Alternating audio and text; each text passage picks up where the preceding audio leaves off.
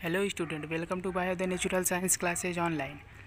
आज हम डिस्कस करने वाले हैं NEET previous year question paper 11th NCERT का पहला चैप्टर, जिसका नाम है द लिविंग वर्ल्ड।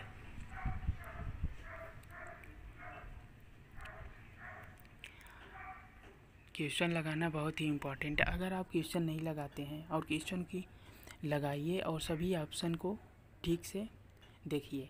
हम पहले जैसे ही आपके स्क्रीन पर क्वेश्चन आए उसको वीडियो को पॉज करिए और खुद से ट्राई करिए क्वेश्चन को, उसके बाद आंसर देखिए। ठीक है। तो पहला क्वेश्चन है हमारा, the level of herbarium seed does not carry information on. Herbarium seed जो हमारा होता है उसमें कि कौन सी इंफॉर्मेशन नहीं होती। पहला है डेट ऑफ कलेक्शन, कलेक्शन की डेट, जिस दिन कलेक्ट किया गया उसका डेट, नेम ऑफ कलेक्टर, जिसने कलेक्ट किया उसका नाम, लोकल नेम्स, उसका लोकल नेम्स क्या है, और डी ऑप्शन है हमारा हाइट ऑफ द प्लांट्स। तो ये हमारा डी ऑप्शन करेक्ट हो जाएगा, क्योंकि हाइट, प्लांट की हाइट को हम मेंशन नहीं करते। ओके, तो हमारा D option is correct. Then अब बात करते हैं द मैच। सेकेंड क्वेश्चन है, match column first with column second for the house fly classification and select the correct option using the codes given below. House fly की नाम house flies दिया है, उसका क्लासिफिकेशन दिया है, उसे मैच करना है कि कौन सी कैटेगरी से वो मैच करता है। तो डिफरेंट कैटेगरीज दी गई हैं। फैमिली, तो हाउस फ्लाई जो होती है, मीन्स की मक्खी जो होती है, उसका फैमिली क्या होती है, म्यूसिडी, हम जानते ही हैं। तो ए हो जाएगा हमारा थर्ड में। हम देखते हैं कौन सा ऑप्शन में थर्ड है, ए और बी में। तो सी और डी तो हमारा वैसे ही एलिमिनेट हो गया। एलिमिनेशन मेथड आप सीखिए ताकि क्वेश्चंस को जल्दी से कर सकें। और बी ऑप्शन है हमारा ऑर्डर। ऑर्डर क्या होता है इसका, डिप्टेरा। तो डी हमारा हो जाएगा, बी जो हमारा हो जाएगा डिप्टेरा हो जाता है, बी में फर्स्ट। तो हमारा ए आंसर हो जाएगा correct. Option A is correct answer. ठीक है, तो ए ऑप्शन हमारा करेक्ट। और भी मैच कर लेते हैं हम। क्लास क्या है, क्लास हमारा हो जाएगा इंसेक्टा। हम जानते हैं इंसेक्टा क्लास लार्जेस्ट क्लास है।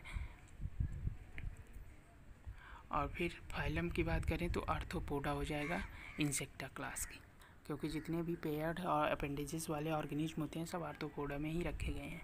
अब हम बात करते हैं थर्ड क्वेश्चन की।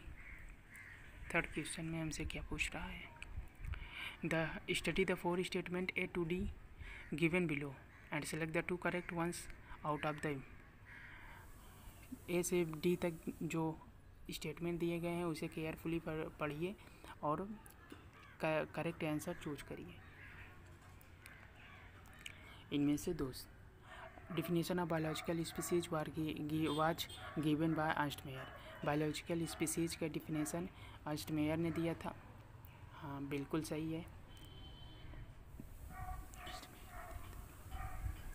Photo period does not affect reproduction in plants. Photo period plant में रिप्रोडक्शन को अफेक्ट नहीं करता, नहीं, ये तो गलत है। फोटो पीरियड अफेक्ट करता है। हम जानते हैं कि short day plant, long day plant होते हैं, डे न्यूट्रल प्लांट होते हैं। Binomial nomenclature system was given by R H. Whittaker. नहीं, बायनोमियल नोमेनक्लेचर की सिस्टम तो कार्लोस लिनियस ने दिया था अपनी बुक सिस्टेमा नेचुरी में, बट ह्यूटेकर ने 5 किंगडम क्लासिफिकेशन दिया था। तो बी और सी हमारा इनकरेक्ट है। इन unicellular organism reproduction is synonyms with growth. Unicellular organism में रिप्रोडक्शन ग्रोथ के सिनोनिम्स, मीन्स की ग्रोथ के और रिप्रोडक्शन एक ही बात मानी जाती है यूनिसेलुलर ऑर्गेनिज्म में। हाँ, ये बात सही है। तो हमारा ए और डी आंसर करेक्ट हो जाएगा। देखते हैं किस ऑप्शन में है हमारा ए और डी। तो सी ऑप्शन में है हमारा ए एंड डी। तो सी ऑप्शन ही हमारा करेक्ट आंसर हो जाएगा। ओके, अब हम बात करते हैं नेक्स्ट क्वेश्चन की, 4th नंबर क्वेश्चन की। The nomenclature is governed by certain universal rules. Nomenclature कुछ सर्टेन यूनिवर्सल रूल से गवर्नड किया जाता है। Which one of the following is contrary to the rules of nomenclature. निम्नलिखित में से कौन सा कंट्रेरी है रूल्स ऑफ नोमेनक्लेचर से। तो पहला ऑप्शन है, names are written in Latin and are utilised names जो होते हैं लैटिन में लिखे जाते हैं और उसे इटैलाइज्ड किया जाता है। हाँ ठीक है, अगर हैंड राइटिंग से लिखा जा रहा है तो उसे हैंड राइटिंग नीचे लाइन खींचते हैं, और लैटिन में लिखा जाता है तो उसे थोड़ा तिरछा कर देते हैं, मीन्स कि इटैलिसाइज्ड कर देते हैं, इटैलिसाइज्ड कर देते हैं। When written by hand the names are to be underlined, अगर हाथ से लिखते हैं तो उसे अंडरलाइंड कर देते हैं। ठीक है, ये भी सही है हमारा। अब नेक्स्ट क्वेश्चन है, नेक्स्ट ऑप्शन हम देखते हैं कि biological names can be written in any language, biological name किसी भी लैंग्वेज में लिखा जाता है? नहीं, यही हमारा कंट्रेरी है, यही स्टेटमेंट कंट्रेरी है, मीन्स की गलत स्टेटमेंट यही है। डी भी हम पढ़ लेते हैं, तो सी हमारा करेक्ट आंसर हो जाएगा। डी भी हम पढ़ लेते हैं। The first word in the biological name represent the genus name and the second is a specific epithet. ठीक है, यहाँ पहला बायोलॉजिकल नेम जो होता है, पहला जो इसमें वर्ड होता है, पहला शब्द होता है वो जीनस को रिप्रेजेंट करता है, और सेकेंड स्पेसिफिक एपिथेट को, मीन्स की स्पीसीज को बताता है। नेक्स्ट हमारा क्वेश्चन है 5वां, which one of the following is not a correct answer statement. तो हमें बताना है कौन से निम्नलिखित में से कौन सा स्टेटमेंट करेक्ट नहीं है। अम्यूजियम, ए ऑप्शन है हमारा। A museum has collection of photographs of plants and animals, museum में एनिमल्स और प्लांट की फ़ोटोग्राफ रखी जाती है? नहीं, ये तो गलत है। उसका ओरिजिनल स्पेसिमेन रखा जाता है, बोन्स रखी जाती हैं, या फिर उसे सुखा कर रखा जाता है म्यूजियम में। प्लांट है तो प्रेस्ड करके रखा जाता है, पिंड करके रखा जाता है। बी ऑप्शन हमारा key is taxonomic aid for the identification of specimen, specimen के आइडेंटिफिकेशन के लिए की एक टैक्सोनॉमिक एड है। हाँ ठीक है, हम टैक्सोनॉमिक एड्स के बारे में पढ़ चुके हैं। म्यूजियम की और गार्डन्स जो होते हैं, बॉटनिकल गार्डन्स होते हैं, पार्क होते हैं, ये सब टैक्सोनॉमिकल एड्स होते हैं।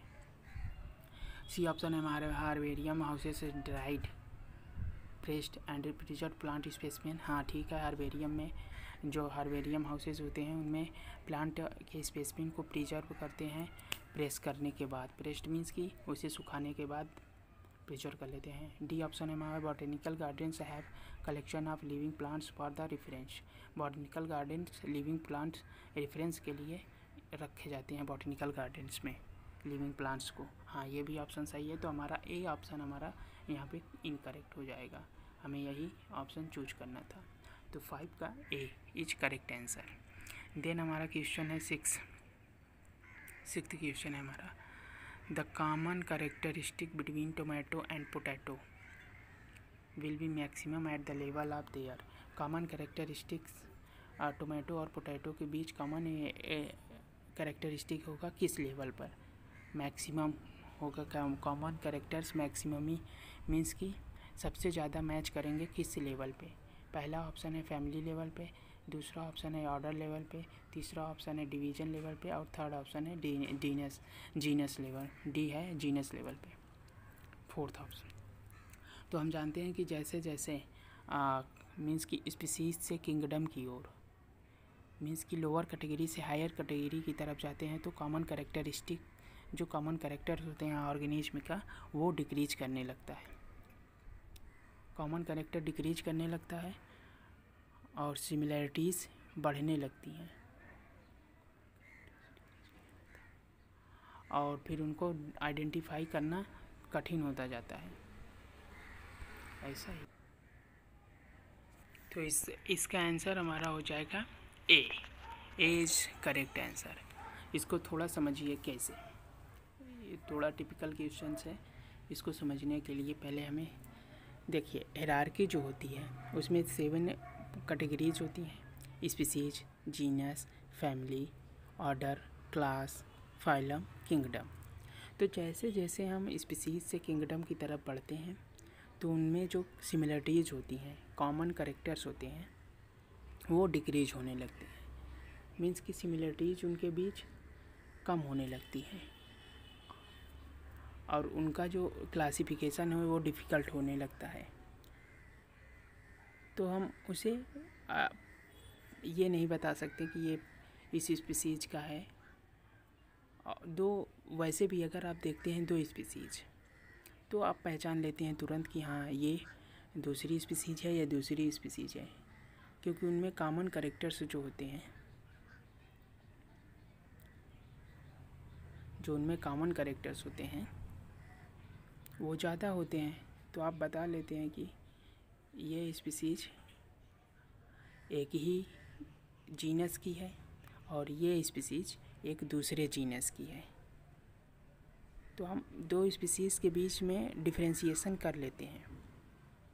और अगर सेम जीनस की स्पीसीज है, सेम स्पीसीज, तो उनमें कॉमन कैरेक्टर्स बहुत ज़्यादा होंगे, तो हम उसमें डिफरेंशिएशन नहीं कर सकते कि ये दूसरी स्पीसीज है कि नहीं।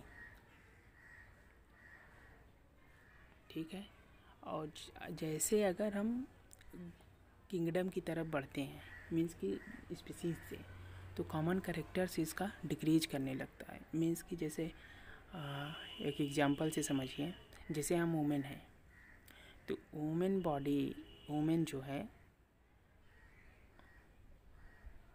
फीमेल है और मेल है, तो इनमें हम डिफरेंशिएशन उतनी आसानी से नहीं कर सकते कि ये दूसरी स्पीसीज की है कि ये दूसरी स्पीसीज है। हालांकि ये दोनों एक ही स्पीसीज हैं, लेकिन फिर भी हम इसे अगर डिफरेंशिएट करना चाहें तो नहीं कर सकते, क्योंकि ये एक ही स्पीसीज है और इनमें कॉमन कैरेक्टर्स ज़्यादा हैं, सिमिलरिटीज़ ज़्यादा हैं, तो इनमें डिफरेंशिएशन करना कठिन हो जाता है। लेकिन क्लासिफिकेशन इसका आसान है कि हम इसे एक ग्रुप में रख सकते हैं, एक सेपियंस स्पीसीज में इसे रख सकते हैं।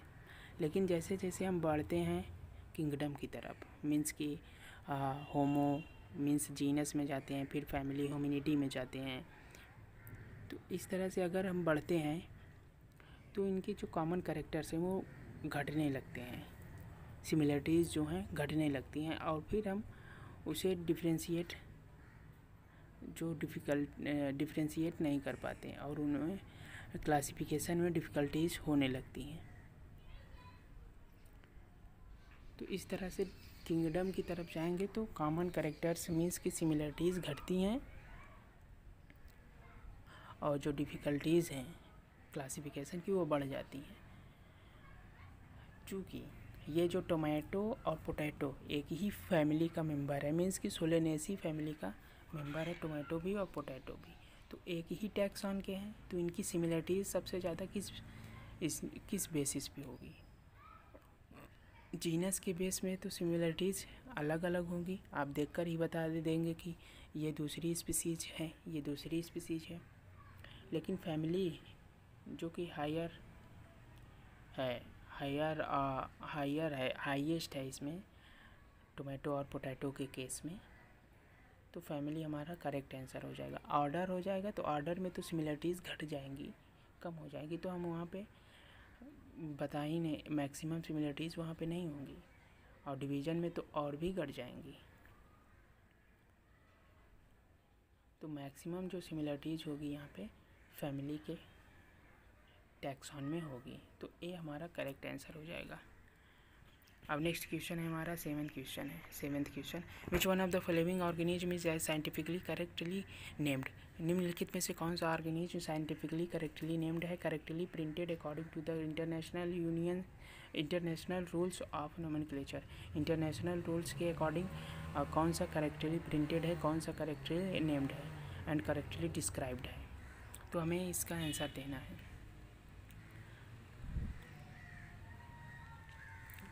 पहला ऑप्शन है हमारा Musa domestica, the common house lizard and reptiles. Musa domestica जो है ये हम जानते हैं कि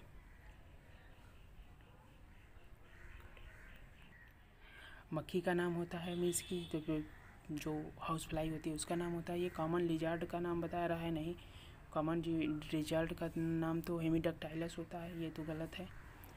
अब नेक्स्ट ऑप्शन है हमारा Plasmodium falciparum, a protozoan pathogen causing the most serious type of malaria. Plasmodium falciparum है, एक प्रोटोजोवन पैथोजन है जो most serious type malaria cause करता है, मैलिजेंट मलेरिया। तो ये हमारा बी ऑप्शन करेक्ट हो जाएगा। करेक्ट ही हमें बताना था। अब नेक्स्ट ऑप्शन भी देख लेते हैं सही है या गलत। Felis tigris the Indian tiger well protected in Gir forest. Felis tigris tiger का नाम है, जो इंडियन टाइगर है हमारा वो गिर फॉरेस्ट में वेल प्रोटेक्टेड है नहीं। गिर फॉरेस्ट में वेल प्रोटेक्टेड है जो बब्बर शेर जो लायन है उसको। ई कोलाई फुल नेम इस एंटीमीबा कोलाई नहीं, स्कैरेसिया कोलाई होना चाहिए था। आ कॉमनली अकरिंग बैक्टीरिया ह्यूमन इंसेक्टाइन, ये तो सही है लेकिन स्कैरेसिया कोलाई होना चाहिए, तो हमारा बी ऑप्शन यहाँ पे करेक्ट हो जाएगा। नेक्स्ट क्वेश्चन हम देखते हैं अपना कौन सा है, 8th क्वेश्चन जो हमारा है। 8th क्वेश्चन जो कह रहा है which one of the following animal is correctly named with its particular taxonomic categories. निम्नलिखित में से कौन सा ऑर्गेनिज्म पार्टिकुलर टैक्सोनॉमिक कैटेगरीज में मैच्ड है, पार्टिकुलर टैक्सोनॉमिक कैटेगरीज से मैच है। टाइगर टिग्रिस इसकी स्पीसीज है, ठीक है, मैच है। कैटल फिश मोलस्का है, और मोलस्का एक क्लास है। ह्यूमन प्राइमेटा है, और प्राइमेटा एक फैमिली है नहीं। ह्यूमन फैमिली जो होती है ह्यूमिनिटी होती है, और प्राइमेटा तो उसका क्लास है। हाउस फ्लाई मुस्का एक इसकी जीनस है, और ऑर्डर इसका होता है डिप्टेरा। और कटल फिश जो है ये मोलस्कन जो फाइलम होता है मोलस्का, लेकिन यहाँ क्लास लिखा है तो ये इनकरेक्ट हो जाएगा। और टाइगर टिग्रिस स्पीसीज है इसकी, तो हमारा ए ऑप्शन करेक्ट हो जाएगा। Next question which one of the following aspect is an exclusive characteristic of living things की एक एक्सक्लूसिव करेक्टरिस्टिक है। निम्नलिखित में से कौन aspects. Isolated metabolic reactions occur in vitro में मीन्स की कांच में, टेस्ट ट्यूब में, या फिर लैब में। आइसोलेटेड मेटाबॉलिक एक्टिविटीज़ हो सकती हैं, हाँ हो सकती हैं, ये तो सही है। Increase in mass from inside only, mass केवल इनसाइड से डिक्रीज होता है ये लिविंग ऑर्गेनिज्म में, ये भी सही है। Perception of events happening in the environment and there memory. पर इन्वायरमेंट में क्या हो रहा है, क्या घटित हो रहा है उसकी मेमोरी करना, और उसे मेमोराइज करके उसके अनुसार अपना प्रतिक्रिया रिएक्टिविटी करना, ये भी सही है। Increase in mass by accumulation of material both on surface as well as internally. Mass का इंक्रीज होना एक्यूमुलेशन के थ्रू सरफेस पर और इंटरनली, ये तो इनकरेक्ट है, तो यही हमारा एक्सक्लूसिव करेक्टर है। एक्सक्लूसिव करेक्टर में इसकी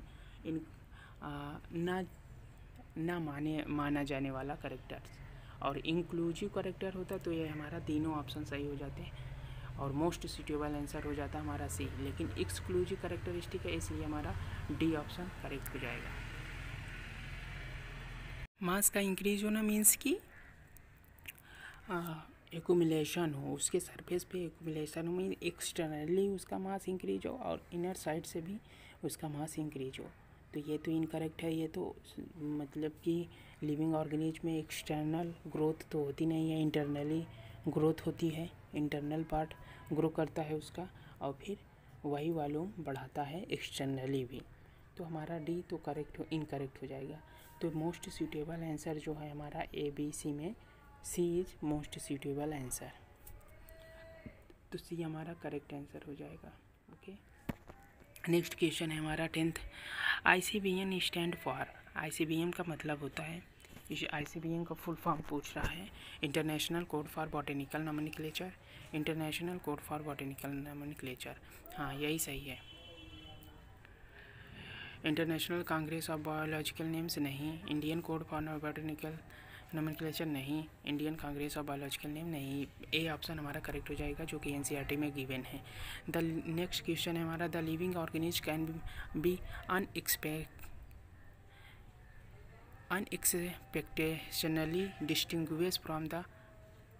unexceptionally distinguished from the non-living things on the basis of their ability। Living organism को अनएक्सेप्शनली मीन्स कि बगैर अपवाद स्वरूप अलग किया जा सकता है नॉन लिविंग ऑर्गेनिज्म से on the basis of ability, किस एबिलिटी के बेसिस पे। तो पहला ऑप्शन है हमारा interaction with the environment and progressive evolution, environment के साथ इंटरेक्शन करना और प्रोग्रेसिव इवोल्यूशन। हाँ, ये भी सही है, ठीक है। नेक्स्ट है ऑप्शन है हमारा रिप्रोडक्शन, रिप्रोडक्शन से अलग कर सकते हैं, नहीं, रिप्रोडक्शन वाला तो ऑप्शन हमारा इनकरेक्ट हो जाएगा, क्योंकि जो लिविंग ऑर्गेनिज्म होते हैं इनफर्टाइल, कुछ जो ह्यूमन होते हैं इनफर्टाइल होते हैं, जैसे सिंड्रोम हम क्लाइनफिल्टर सिंड्रोम से हम देखते हैं, तो वो लोग तो लिविंग है लेकिन फर्टाइल नहीं कर सकते। तो रिप्रोडक्शन तो हम नहीं मान सकते कि वो एक मीन्स की लिविंग का नॉन लिविंग का करेक्टर है। और ग्रोथ एंड मूवमेंट, ग्रोथ और मूवमेंट तो नॉन लिविंग बॉडीज़ में भी हो सकता है ग्रोथ और मूवमेंट, लेकिन वो नॉन लिविंग है। रिस्पॉन्सिवनेस टू टच, टच अगर कोई करता है तो उसको प्रति रिस्पॉन्स करे, मीन्स कि सेंसिटिव हो टच के, तो ये हमारा डी ऑप्शन करेक्ट हो जाएगी। परसेप्शन, इन्वायरमेंट का परसेप्शन करे, तो डी ऑप्शन हमारा करेक्ट हो जाएगा। Most suitable answer is D. Next question है हमारा 12th, which one of the most important function of the botanical garden is that, निम्नलिखित में से कौन सा मोस्ट इम्पॉर्टेंट फंक्शन है बॉटनिकल गार्डन का। पहला ऑप्शन है they provide a beautiful area for recreation, beautiful area provide कराता है रिक्रिएशन के लिए। हाँ, कुछ तो सही है कि ब्यूटीफुल अच्छा लगने के लिए होता है, लेकिन इससे भी सूटेबल आंसर हो सकता है हमारा B, one can observe tropical plants here, यहाँ पे हम ट्रॉपिकल प्लांट्स को देख सकते हैं, कई तरह के प्लांट्स को हम देख सकते हैं। They allow ex situ conservation of germplasm, ये एक्स सीतु कंजर्वेशन को अलाउ करते हैं जर्मोप्लाज के। एक्स सीतु कंजर मतलब बही स्थाने परिरक्षण या संरक्षण, तो बही स्थानीय मीन्स कि जहाँ पे लिविंग ऑर्गेनिज्म में नेचुरली पाया जाता था वहाँ से लाके उसके प्रिजर्वेशन के लिए, उसके कंजर्वेशन के लिए, उसकी स्पीसीज़ को बचाए रखने के लिए एक स्पेसिफिक स्थान पे मीन्स कि बॉटनिकल गार्डन में उसे रखा गया है, उसके नेचुरल जो मैटरनल प्लेस था वहाँ से हटाकर। तो एक्स सीतु कंजर्वेशन में बॉटनिकल गार्डन का अहम रोल होता है, तो सी हमारा करेक्ट आंसर हो जाएगा, मोस्ट सूटेबल आंसर सी हो जाएगा। अब नेक्स्ट क्वेश्चन ऑप्शन भी हम देख लेते हैं। They provide the natural habitat for wild life, wild life के लिए नेचुरल हैबिटेट प्रोवाइड कराते हैं। हाँ, ये भी सही है, लेकिन हमारा C option most suitable answer है, जिसे ऑफ साइट सीतु कंजर्वेशन भी कहते हैं।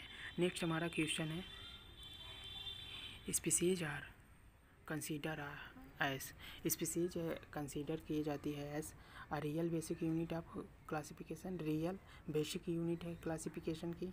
हाँ, ये तो सही है, लेकिन और भी देख सकते हैं, इसकी बेसिक यूनिट है, और भी देख लेते हैं। The lowest unit of classification, lowest unit होती है क्लासिफिकेशन की, ये भी सही है। Artificial concept of human mind which can not be defined in absolute term, नहीं, आर्टिफिशियल नहीं है, ये डिफाइन किया जा सकता है स्पीसीज को, जी अर्स्ट मेयर ने इसे डिफाइन भी किया था। Real unit of classification devised by taxonomist, real unit होती है क्लासिफिकेशन की जो डिवाइज्ड टैक्सोनॉमिस्ट द्वारा बनाई जाती है। तो हमारा D is most suitable answer है यहाँ पे, तो डी इज करेक्ट आंसर, जो कि डिवाइज्ड की जाती है टैक्सोनॉमिस्ट के द्वारा, मीन्स कि टैक्सोनॉमिस्ट इसे बनाता है, तो ये तो नहीं है, टैक्सोनॉमिस्ट तो इसे नहीं बनाती रियल यूनिट्स को, तो ये रियल बेसिक यूनिट है क्लासिफिकेशन की, बेसिक यूनिट इसे माना गया है स्पीसीज को, तो ए हमारा करेक्ट आंसर हो जाएगा। नेक्स्ट क्वेश्चन 14th हमारा है, देखते हैं क्या कहता है 14th क्वेश्चन में। बायोसिस्टमेटिक एम्स एट, बायोसिस्टमेटिक का एम है the classification of organism based on broad morphological characters, broad morphological characters पे बेस्ड ऑर्गेनिज्म क्लासिफिकेशन। और बी ऑप्शन है delimiting various taxa of organism and stabilising their relationship, organism taxon में categorize करना और उसके relations को stabilise करना, ये भी सही है, ये भी सही है, लेकिन मोस्ट सूटेबल हमें बताना है the classification of organism based on their evolutionary history and stabilising their phylogeny on the totality of various parameters from all fields of studies. हाँ, तो सी हमारा सी ऑप्शन इज करेक्ट है, most suitable है कि organism classification उसके phylogenetic means की evolutionary trend को देखा जाता है कि किस तरह से एक ऑर्गेनिज्म दूसरे ऑर्गेनिज्म से रिलेटेड है और उनके फाइलोजेनिस मीन्स की कैरेक्टर के बेसिस पे वेरियस कैरेक्टर के बेसिस पे उसे क्लासिफाई करते हैं। यही टैक्सोन बायोसिस्टेमेटिक्स जो कैरोलस लिनियस ने टर्म दिया था। Identify and arrangement of organism on the basis of their cytological characters, ये तो साइटोटैक्सोनॉमी होती है। ये तो हमारा सी एज करेक्ट आंसर हो जाएगा इसका, सी 14th का सी करेक्ट आंसर। नेक्स्ट हमारा क्वेश्चन है which one of the following is less general in character as compare to genus.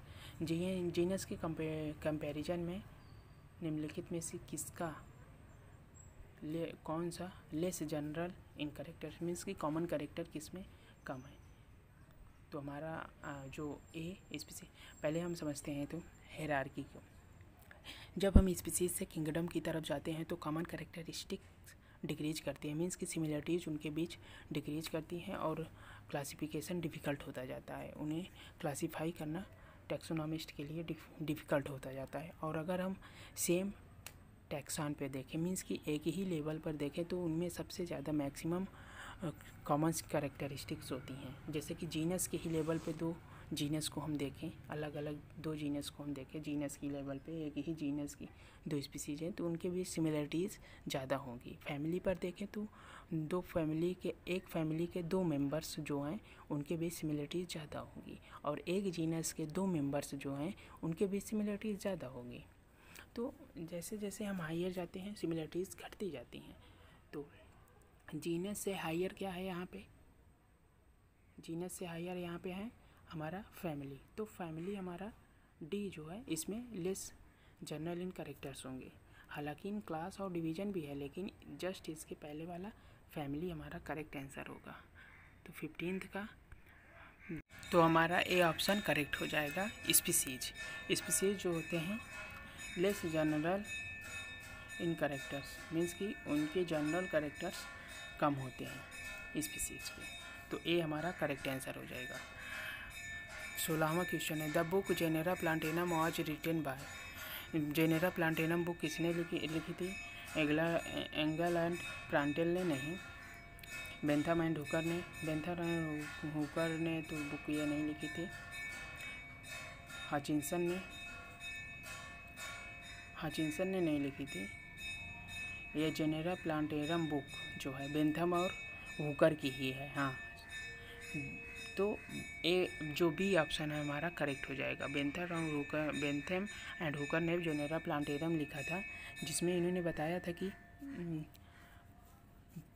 Dicot monocot का डिवीज़न दिया था। एंजियोस्पर्मिक प्लांट्स जो होते हैं उनको डिवाइड किया था डाइकॉट मोनोकॉट में। फिर और सब्सिक्वेंट मीन्स की हायरार्कियल टैक्स कैटेगरीज में बेंथम हुकर ने पब्लिश किया था अपना क्लासिफिकेशन। तो बी हमारा करेक्ट आंसर हो जाएगा। नेक्स्ट क्वेश्चन है taxon is the unit of group of order. Taxon is the unit of a group of a. Taxon unit है ग्रुप की, ऑर्डर की, टैक्सोनॉमी की, स्पीसीज की या जीनस की। तो टैक्सान हम जानते हैं कि एक ग्रुप है टैक्सोनॉमी जिसकी यूनिट टैक्सान होती है। तो ये टैक्सोनॉमी की जो यूनिट होती है वो एक टैक्सान होती है। वो taxon species, genus, family, order, phylum, division, kingdom कुछ भी हो सकता है। तो हमारा बी करेक्ट आंसर हो जाएगा 17वें क्वेश्चन का। 18वां क्वेश्चन है हमारा Linnaeus is credited with. Linnaeus को क्रेडिट दिया जाता है किसके लिए? Binomial nomenclature. तो हमारा पहला ही ऑप्शन सही हो जाएगा कि इन्होंने द्विनाम पद्धति दिया था मीन्स कि एक जीनस और स्पीसीज का नाम लिखा जाता है किसी भी स्पीसीज, किसी भी प्लांट के लिए या एनिमल्स के लिए। थ्योरी ऑफ बायोजेनेसिस तो इवोल्यूशन वाले चैप्टर में हम पढ़ेंगे इसके बारे में। और डिस्कवरी ऑफ माइक्रोस्कोप की डिस्कवरी तो नॉल एंड रिस्कर ने किया था। Discovery of blood circulation William Harvey ने किया था। तो हमारा ए ऑप्शन इज करेक्ट हो जाएगा 18वें क्वेश्चन का। नेक्स्ट हमारा क्वेश्चन है 19वां, sequence of taxonomic categories is. Taxonomic categories का सीक्वेंस है class, phylum, tribe, order, family, genus, species. तो हम लोअर से हायर की तरफ चलते हैं। स्पीसीज, जीनस, फैमिली, क्लास होना चाहिए, ऑर्डर आ गया है तो ये इनकरेक्ट है। Species, genus, order, then family, ये भी इनकरेक्ट है। Species, genus, tribe, then family, then order नहीं, देन क्लास होना चाहिए तब ऑर्डर होना चाहिए। नहीं सॉरी, पहले ऑर्डर ही होना चाहिए, देन क्लास, देन डिवीजन, क्योंकि एक क्लास में ढेर सारे ऑर्डर्स आते हैं। तो ये हमारा फैमिली और जीनस के बीच ट्राइब आता है। ये एनसीईआरटी में मेंशन नहीं है ना यहाँ पर, लेकिन इम्पोर्टेंट है ये। ट्राइब जो होता है फैमिली और जीनस में के बीच में आता है। ठीक है, तो उससे ये ऑप्शन हमारा करेक्ट हो जाएगा। नेक्स्ट क्वेश्चन हम देखते हैं 20। The term phylum was given by. Phylum term Cuvier ने दिया था, ये हम जानते ही पढ़े ही हैं। और हेकल ने,